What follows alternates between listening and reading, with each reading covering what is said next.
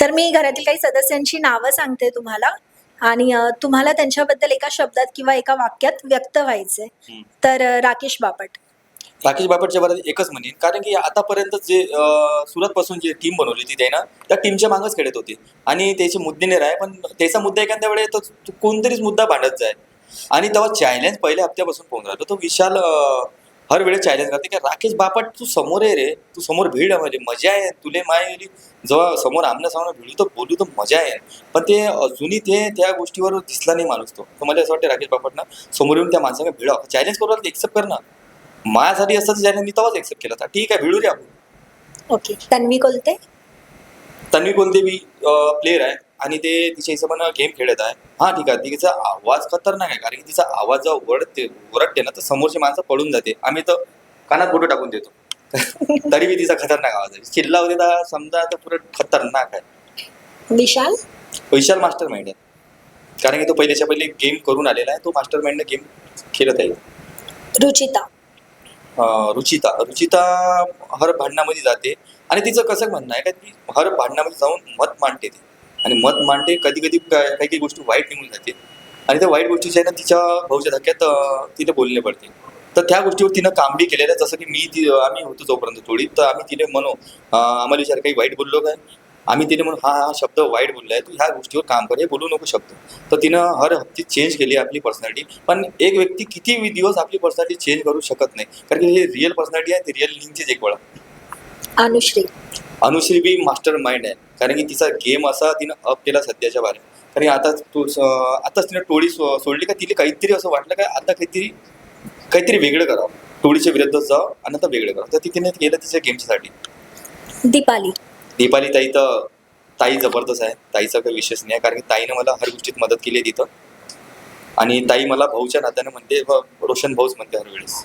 तर ताईचं असं आहे की त्या ताई एक वेळा भांडायला लागल्या का ताई ऐकत नाही. पण ताई समोरच्याचं मत घेऊन एक्सेप्टच नाही करत काही विचारायची. तर ताईचं थोडंसं वाईट वाटते म्हणजे बाबतीत. पण एक ताईची खासियत आहे की ताई नाही काय प्रेमाळू आहे, मायाळू आहे.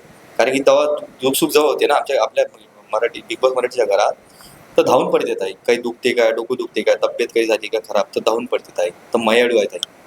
सागर दादाचा काही विशेष नाही आहे. सागर दादाची कॉमेडी खतरनाक आहे, एंटरटेन घरासाठी एक नंबर करत आहे सध्या सागर दादा. प्रभू तर खतरनाक आहे. प्रभूचं फक्त अंड्यावर लटकलाय चहावर.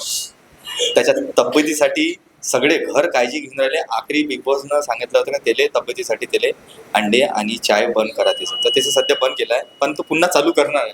पुन्हा चालू केलं का अजून तो आपले अंड्याची दहशत आणि चहाची दहशत वाढणार आहे.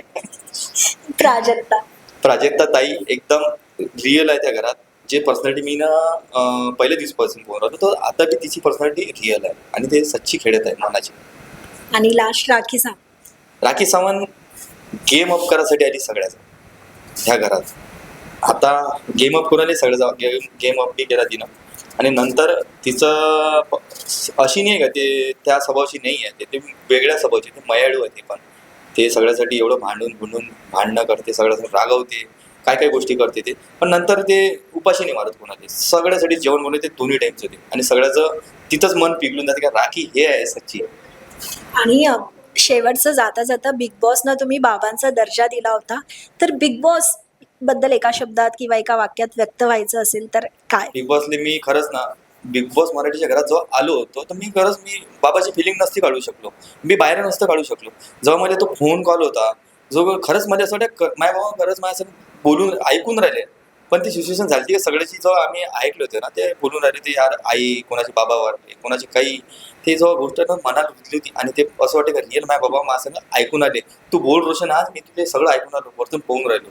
आणि तेच नाही झालं तर मागच्या वेळेस माझी तब्येत खराब झाली, तर त्या बाबतीत एकदम बिग बॉसनं मोटिवेट केलं होतं, मी आहे तुझ्या सदस्य पाठी. आणि मला असं वाटतं की माझ्या बाबा माझ्यासमोर आहे आणि मला सांगू राहिले तू रड आणि तू फिर रे रोशन, आता तू कर, त्याला गेम मस्त खेळ, मी टेन्शन घेऊ नको, मी आहे. आणि तेव्हा मला फील आला होता फक्त बाबाची आठवण आली, तो बिग बॉसचे पाहायला लागला होता. तो क्षण मरेपर्यंत आठवून राहील. तर थँक्यू सो मच रोशन दादा. पुढील वाटचालीसाठी खूप खूप शुभेच्छा. नवनवीन गोष्टी तुम्ही आमच्या समोर घेऊन या. आम्ही तुमचे कायम इंटरव्ह्यू करत राहू. Thank you so much. धन्यवाद ताई. आणि पब्लिकचा बी धन्यवाद, का फुल सपोर्ट केलाय, असाच सपोर्ट राहू द्या. आणि नवीन गेम मध्ये कुठेतरी दिसणार, कारण की मी हारणार नाही, हा थांबणार नाही. यानं मेहनत पहिल्यापासून करून अजून कोणत्या तरी मोठ्या शो मध्ये जाऊ, कुठेतरी आपली हालचाल करत राहील आणि तुम्हाला इम्प्रूव्ह करून दाखवेल स्वतः. Thank you so much. धन्यवाद.